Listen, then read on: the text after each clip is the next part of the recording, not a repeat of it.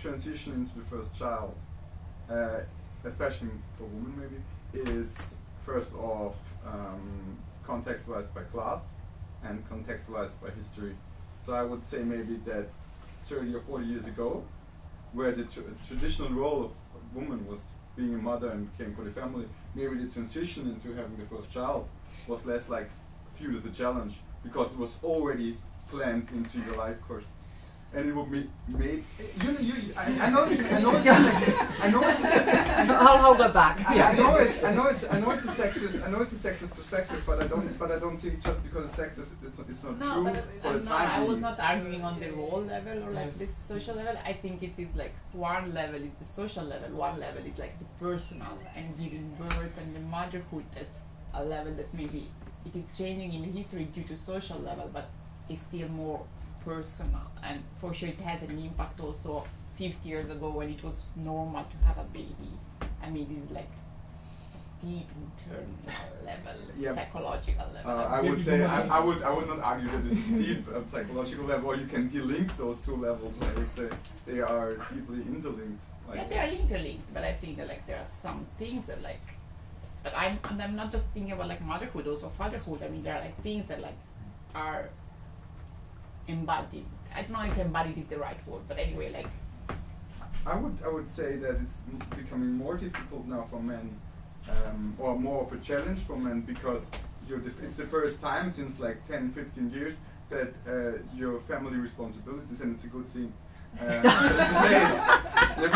don't want to. Stefan, you're digging a big no, hole I don't there. want to be always in the it's a description, but it's a description. It's not. I don't want to value it, and I don't have opinion on it. But it's a description. I think 50 years ago, or let's go 200 years back, if it's more comfortable, where men didn't have anything to do with child raising and child education. Maybe for men it wasn't a thing at all. It was just. I think it is. Well, I don't know. Maybe I'm wrong, but I think it is true at like a societal level. But still, my question is that like when you go to the individual level, I think you cannot generalize that anymore. I mean, being a father and being a mother. That's what I'm saying here. But that's it. I would say your cultural context has a huge impact. You could also think that, for example, in times where you don't have like one child, but you had like 7 children and half of them died, Yeah, it's a totally different feeling that when it's a totally different setup with social expectations and how you feel that being a mother or being a father. When you know, like, okay, my neighbors, they had like 6 children and 4 of them died, and the other neighbors too. So what it means to get a child is totally different than now, where you have more or less one child in Central Western culture over the whole life course. And I think that has a huge impact on sitting and here and describing it. It will be like the biggest transition of my life, or the most difficult transition of my life. I mean, becoming a centenarian or becoming a first-time mother or being graduate, these are just an example to just say how the transition can be difficult. Like if you see the example of William Bridges losing a wife, and then that was not. I mean, it's a very difficult transition for someone. It's very subjective, like you're saying. Could be extremely, extremely difficult. Maybe even just losing a dog, and then starting your life without a dog. I mean, look at the attachment sometimes you have, and sometimes you develop things, and then maybe the new dog is coming, and then the transition itself is a very, very difficult thing. And what we can do is that, the debate is even I think a lot of ideas came, and Stefan examples are very challenging, if I say so. That 200 years ago, the being mother was a different altogether experience, and now that what I comprehend that this is altogether different experience. So, transition is still there, but yeah, transition is still there, but the perception of difficulty, I think it maybe has been more difficult to be like never getting married, not transition into marriage because there was social control, and if you have not been married with 40 in 1960, that's social exclusion. that's a good point. I mean, And so that's a transition that you don't want to have. Sure. And so you want to transition into marriage because then you fulfill society expectations, and they are embodied. Yeah. Following up on that, can I take you back to what Angela talked about, the sort of theories of transition or stages, and how do you see those theories as a tool of understanding change and transitions? Because, or is it just me? I tend to see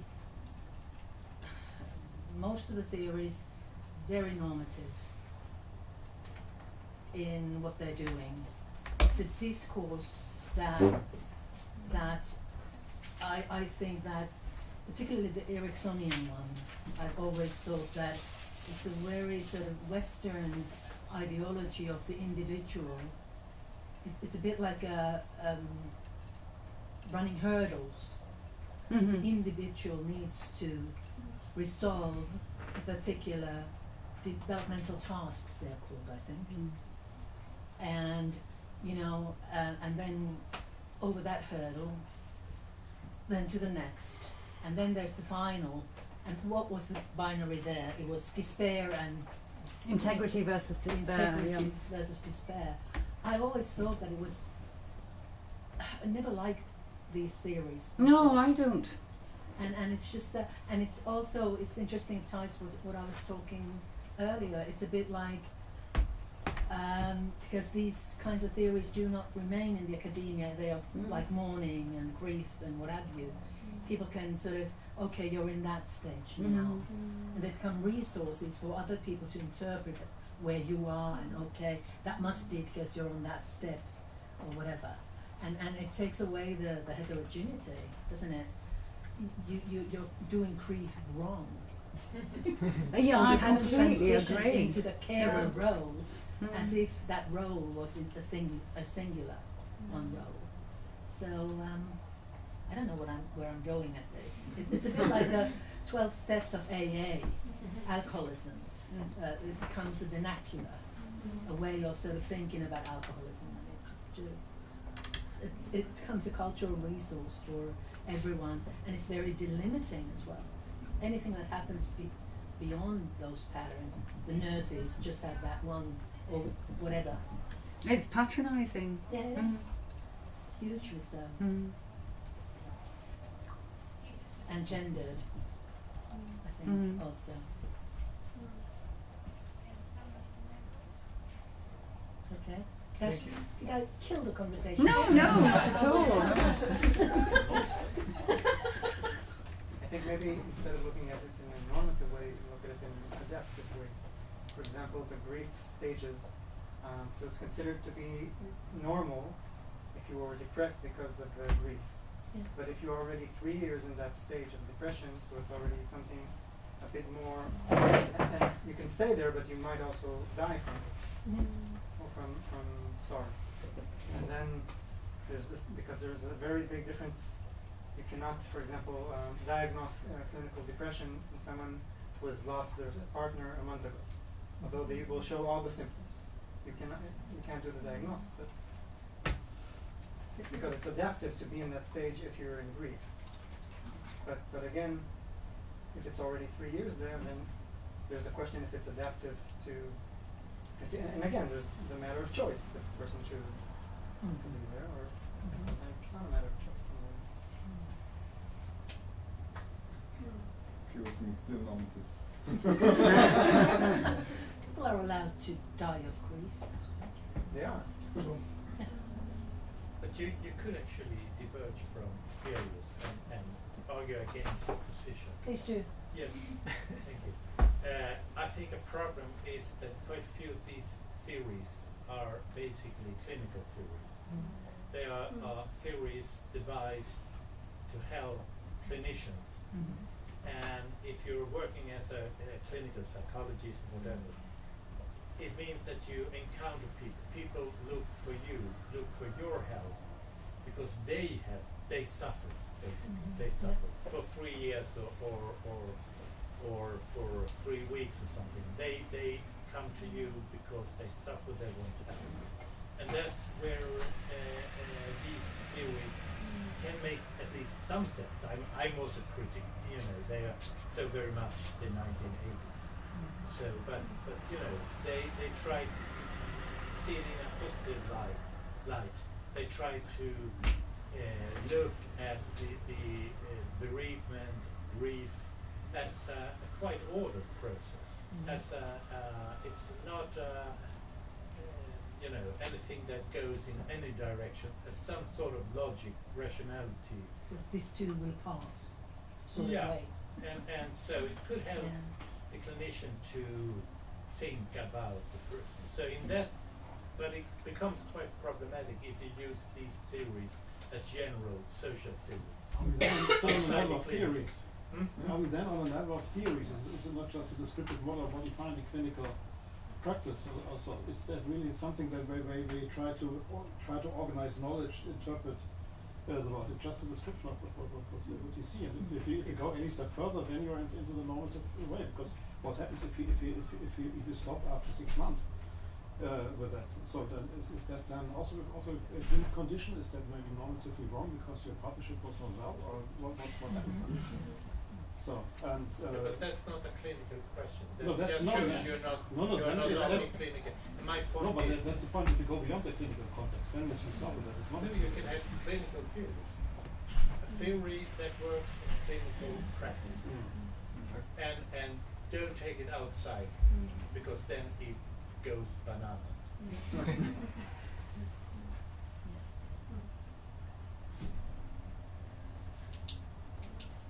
Tack så mycket. What you call that in Swedish? Thank you very much. Tack så mycket. Tack så mycket. ask the sweets. That's fine. Thank you. Yeah, before we enjoy the silence, I just want to bring up another point which was raised, I think, by yourself on the issue of autonomies, because it's part of the article which we read, and it's been part of this discourse from the money section, and that is the struggle between enjoying independence as a freedom of a person and struggling for help and understanding the deficit that one is having. How do we see that fitting into the ageism context? Do we think it's related to ageism in any way? If a person is given the freedom of autonomy, total freedom, and they require help and they are not able to say because they still want to enjoy their self-determination, do we see that as fitting into ageism in any way?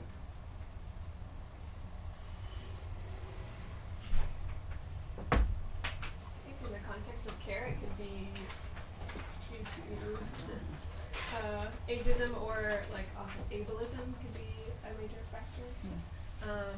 And then there's also there's different types of autonomy, and so this is like a really important part of the discussion. But like, so if someone loses their ability to like executive autonomy to be able to carry out a task, then oftentimes then they will also lose their decisional autonomy with that, like in the context of the care home. So like if someone is not able to get dressed by themselves, then the care worker comes in and then they are not thinking to ask what would you like to wear today, they just grab clothes and help them get dressed, and then the person is losing decisional autonomy.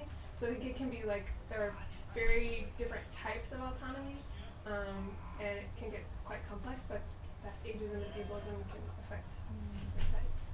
I think that's why it's so important that, say, in the care home setting, that people respect the choices of the individual. So you would ask somebody, what do you want to wear today? You know, that you would enable them to make as many decisions that they want to make.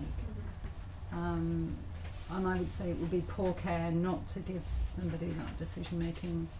Because I would say that sometimes accepting some help can actually make you more independent.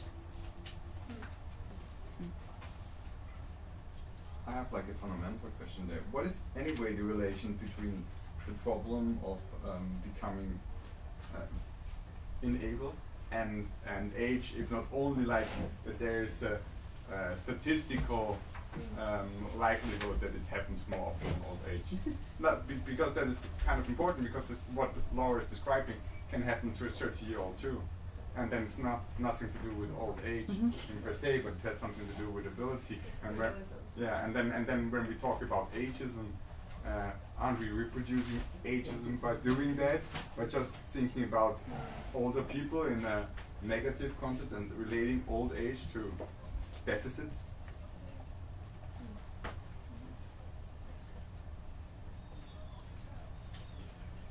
Or do those topics relate on another level? Like, beside maybe the statistical evidence that it happens more often to older people, but then it's just biological, more or less biological.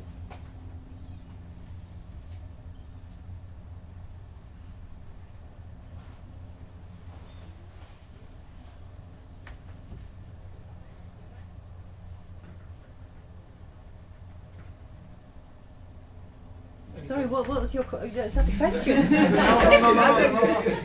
that a statement or a No, question? the idea was that there are some approaches nowadays that think about old age as a cultural realm and not of a number anymore. So we associate, the first thing where this was made between the difference between third age and the fourth age. So they are not like defined by numbers, but defined by cultural or by characteristics. So fourth age is disability, loose autonomy, while third age is that golden age where you are active. And if I spread these cultural realms all over the life course, then I can say you can be old with 30 if this is our definition of being old. I agree with you, because I actually don't like the third age and the fourth age. I think we're just hoofing ageism into, older age, as it were. I firmly believe we should call people by their age bands: septuagenarian, octogenarian, nonagenarian. Why would we use the term old age? And I find it very strange that we still are. Sorry, how would you call it? That you would refer to somebody in their 70s as a septuagenarian, or somebody in their 80s as an octogenarian, or somebody in their 90s as a nonagenarian. Why do we need to say old age? Because it puts people in a culture, it puts them in a history, it puts them in a context, and like you so rightly say, although aging is deleterious, I mean, there's no way out. We are getting older as we sit here, and it will end in death. Cheer up, everyone. But what we were looking at is how do we age well. This is what we're all interested in. And one thing I find really, really odd is that we're not joining forces with the biology gerontologists, because we don't need to age. My big hero, as the boys know, is Aubrey de Grey. And he's saying that we've made huge advances in increasing the maximum life expectancy of a mouse by 30%. It will not be long before this transfers into humans. And he says that we have no reason to age now. And he said we do it like we do fox hunting, because we've always done it. It's historical and it's brutal. So there is another side to gerontology. I just thought I'd throw that one in. That could be like the fundamental basis of ageism, like the fear of death and being like not healthy until death, right? If I'm like 90 and I feel like now, then I don't care. Go 150. Try to relate to what you said in ageism, then the problem is that there is a strong stereotype of age and disability. And then you may experience ageism in that context of care. And I think it relates to autonomy and how we address people and also ask them, do you need help, or how do you